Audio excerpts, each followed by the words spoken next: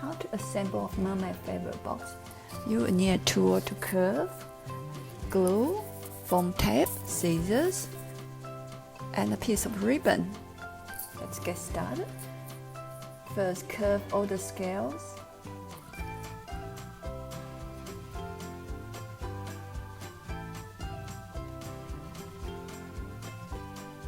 And then fold all the bottom and the side. Curve another one and fold. Glue the body together.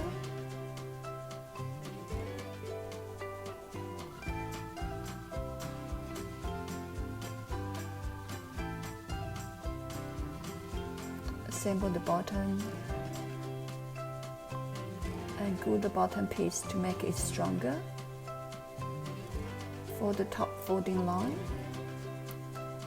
Put the foam tape behind waves, the smaller waves, and stick on top of the big wave.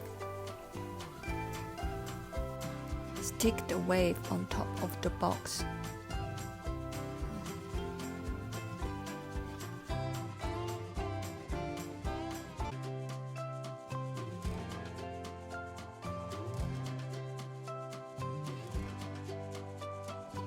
Put the ribbon through the seashell gift tag. And that's it. Hope you have a splash.